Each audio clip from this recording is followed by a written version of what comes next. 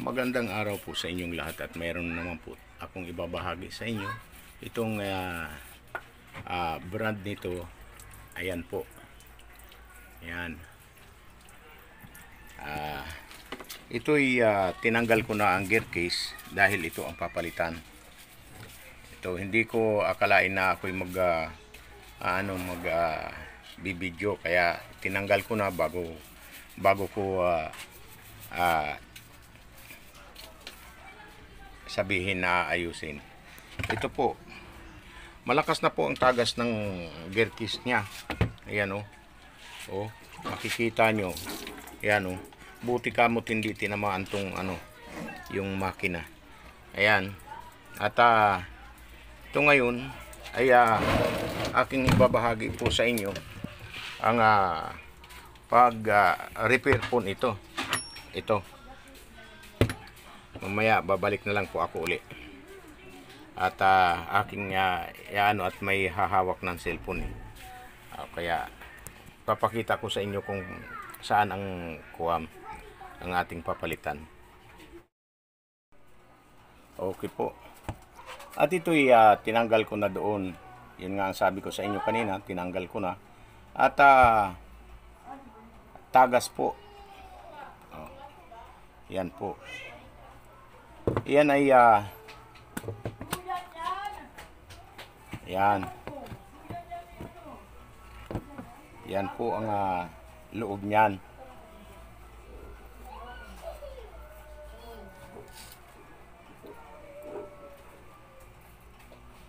Ito ay kailangan lalagyan ng grasa. Pero wag nang pakakadamihan ng gusto kasi kumbaga sa pagka oras na umiikot siya, lumalabas lang din yung sayang lang din. Hindi rin tinatamaan. Kaya kumbaga sa kailangan lang mayroon lang siyang pampadulas. Ayan.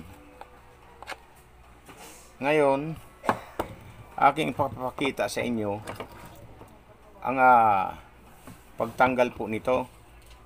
Yan po.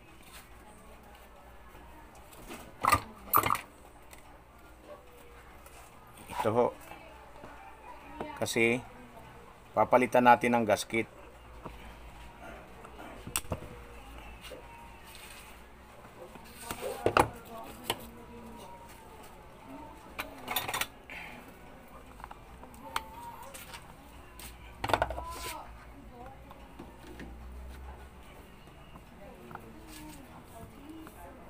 Yan po.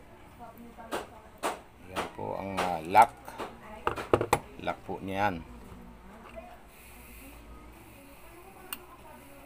Tapos tatanggalin po natin to. Ito'y manipis na, papalitan na rin po natin. Ayan, para matuto po kayo talagang ito'y inaano ko talaga sa inyo na para hindi na kayo paayos, para makatipid talaga kayo. Yung may mga pambili at laging busy ay pwede naman po magpaayos. Pero itong ang aking naiisip ay ang walang mga pambili kagaya nito. Ito'y 350 sa tindahan ito.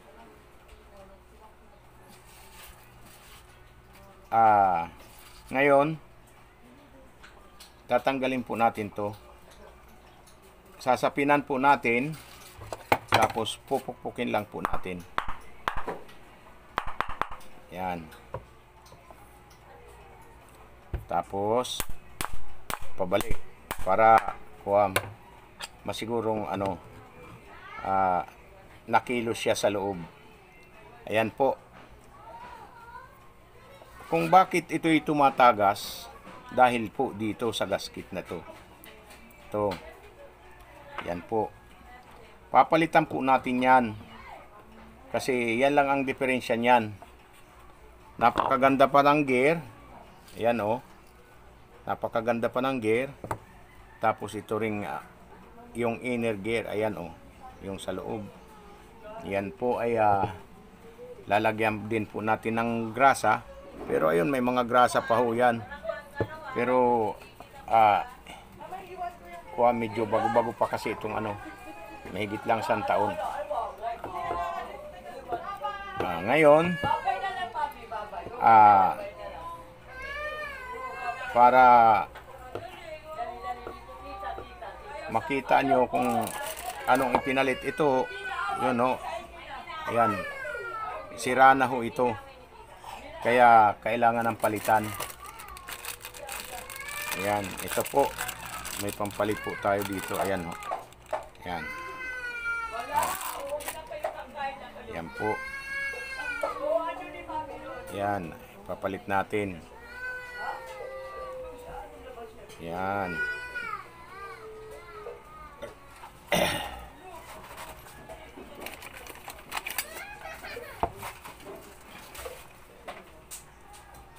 Medyo alalayan natin siya ng grasa. Uy, nagbasa din tong ano, grasa. Alalayan natin siya ng grasa para hindi naman diretso mapudpud siya. Tapos pagkalagay po natin, ilagyan din po natin dito para kahit papaano ay makakapigil din po ito sa ano, pagtagas agad. Yan. Yan. Yan lang po ang ano. Tapos lagyan natin ng kaunti ito para maging medyo madulas naman dito sa loob. Yan po. Pabalik na po natin. Didiin lang po natin ng ganito. Yan, ganyan lang. Tapos pukpukin natin ng ano para lumubog-lubog siya.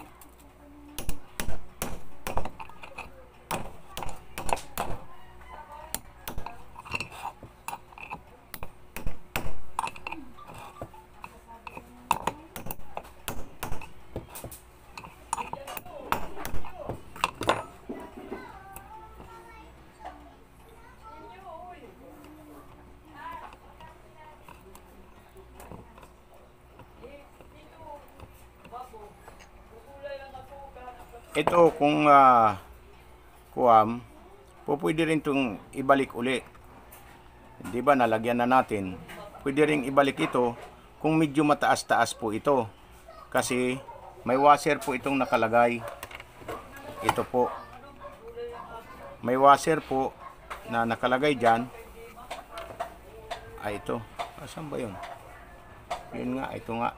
Yun nga ang nakalagay dito. Yan.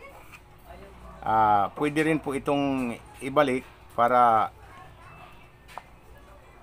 isang ano din yan na para hindi siya abutin, hindi siya agad na tumagas.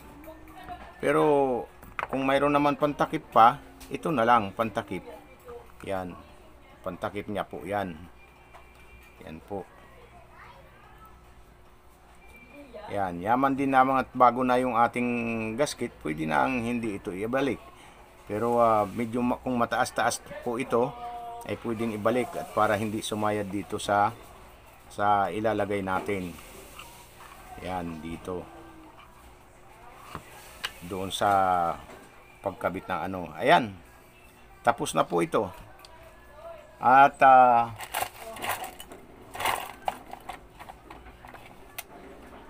ang washer na ating na manipis na, ito papalitan natin.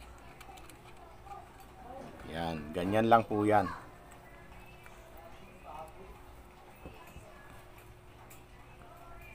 Yan. Tapos babalik na natin yung lock. Uy.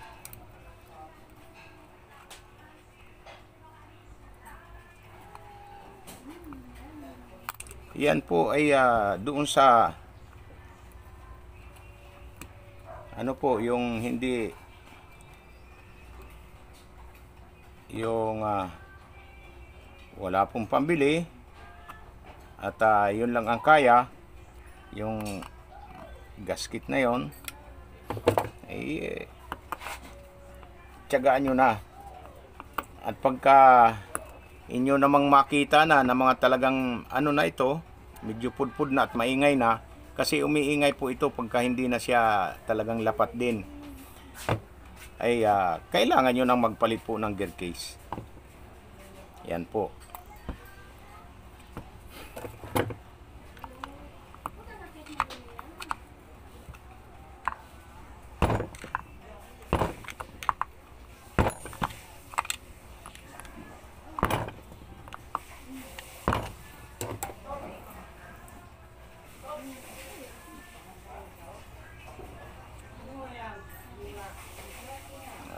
Kailangan titingnan nyo din na naandun na sa ano, sa may ano po yon, nakaukit na talagang para lagyan sa lock na ito. Ngayon atin na pong ibabalik siya.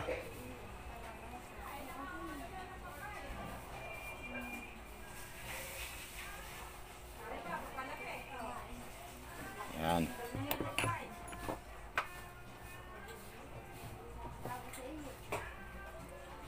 Yan.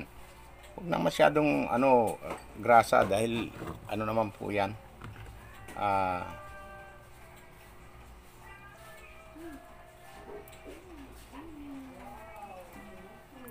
Yan. Ganyan po. Tapos tatakip po natin to. Yan. Tapos takip po natin to. O yun. Tapos na po. Yan. Ngayon hanggang dito na lang po. At maraming salamat po sa inyong panonood. At kung may ibig naman po kayo na mag-subscribe, ay paki-subscribe naman po. At maglagay na rin kayo ng comment, at napaka-importante sa akin ang comment na yun, para makapaggawa din na po ako ng bagong content. At saka yung paki-like na rin. Kung mayroon kayong sharean na ipaki-share niyo na rin po, para po makumpleto po yung aking pagbibideo. Kaya hanggang dito na lang muna po. Hanggang sa muli po. Maraming salamat po sa inyong lahat. Salamat po. Hanggang sa muli.